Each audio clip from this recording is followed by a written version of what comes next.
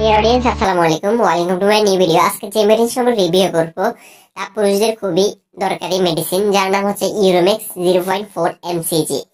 তো আমার আলোচনা থাকছে ওষুধ পুরস্কারক, এটির জেনেরিক নেম। এটি আমরা কখন গ্রহণ করব, কখন গ্রহণ করব না, গর্ভাবস্থা অথবা স্তনদানকালে গ্রহণ করা যাবে কিনা এবং এর সাইড এফেক্ট ও সেবন বিধি সম্পর্কে আলোচনা করবো এবং দাম সম্পর্কে। অর্থাৎ এই ইউরোমেক্স ওষুধটি সম্পর্কে খুঁটিনাটি প্রত্যেকটি জিনিস আলোচনা করার চেষ্টা করবো, তাই ভিডিওটি শুরু থেকে শেষ পর্যন্ত দেখবেন। এবং প্রথমে অনুরোধ করছি যে ভিডিওটি শুরু করার আগে ভিডিওতে একটি লাইক এবং চ্যানেলটিকে সাবস্ক্রাইব করে পাশেই থাকবেন। তো আবার বলতেছি, ওষুধটির নাম হচ্ছে ইউরোমেক্স 0.4 mcg। এটির জেনেরিক নেম হচ্ছে, এটি দুইটি উপাদানে গঠিত হয়। প্রথমটি হচ্ছে টেমসুলোসিন, আরেকটি হচ্ছে ডুটাস্টেরাইড, আর এটি বাজার করে থাকে ইউনিমেড ইনহেলথ কোম্পানি। এখন জানবো এটির কাজ সম্পর্কে। অর্থাৎ ইউরোমেক্স ডাক্তার আমাদেরকে কেন দিয়ে থাকে, আমরা না জেনে এটি গ্রহণ করে ফেলি, কিন্তু এটির কাজ মূলত কি, আজকে এটি সম্পর্কে জানবো। প্রথমত, ইউরোমেক্স ওষুধটি বিনাইন প্রোস্টেট গ্রন্থির বৃদ্ধজনিত রোগের চিকিৎসায় এই ওষুধটি নির্দেশিত। আর এই ওষুধটি শুধুমাত্র পুরুষদের জন্য, এটি মহিলারা সেবন করতে পারবে না।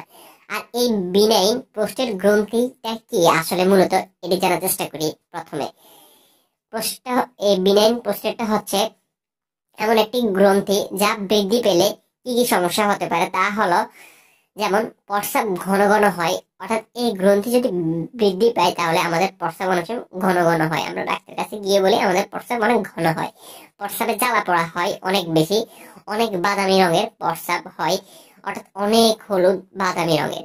বীর্যতে নানা প্রকার সমস্যা দেখা দিতে পারে। আর এই সকল সমস্যা থেকে বাঁচতে এই ইউরোমেক্স 0.4 mcg ওষুধটি আমরা গ্রহণ করে থাকি অথবা ডাক্তার আমাদেরকে দিয়ে থাকে। আরো কিছু কারণ এই ইউরোমেক্স ওষুধটি খাওয়া যাবে, যেমন প্রস্রাবের ধারা শুরু হওয়া, প্রচন্ড বেগ সত্ত্বেও প্রস্রাবের নির্গমন শুরু হতে দেরি হওয়া। অর্থাৎ প্রস্রাব অনেক জোরে ধরে, কিন্তু যখন প্রস্রাব করতে বসে তখন আস্তে আস্তে আসে। প্রচন্ড বেগ থাকা সত্ত্বেও তৎক্ষণাৎ প্রস্রাব করতে না পারলে খানিকটা প্রস্রাব বেরিয়ে এসে কাপড় চোপড় ভিজে যায় প্রস্রাবের পর। অর্থাৎ অনেক সময় দেখা যায় আমাদের অনেক জোরে প্রস্রাব ধরে, এই প্রস্রাবটা আটকানো যায় না, মানে প্রস্রাব করে ফেলে। তখন হয় কি, সামান্য একটু কাপড় চোপড়ে লেগে যায়। প্রস্রাবের পর দীর্ঘ সময় ফোটা ফোটা প্রস্রাব নিঃসরণ হয় এবং প্রস্রাব করার পর অতৃপ্তি, অর্থাৎ প্রস্রাব করার পর মনে হচ্ছে যে কিছু থেকে গেল।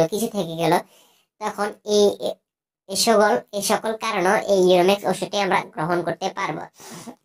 অর্থাৎ যাদের সাথে এই সমস্যাগুলো হয়ে থাকে, উপরোক্ত যে সমস্যাগুলোর কথা বলেছি, যদি এই সমস্যাগুলো থেকে থাকে তারা এই ওষুধটি ডাক্তারের পরামর্শ নিয়ে অবশ্যই গ্রহণ করতে পারবেন।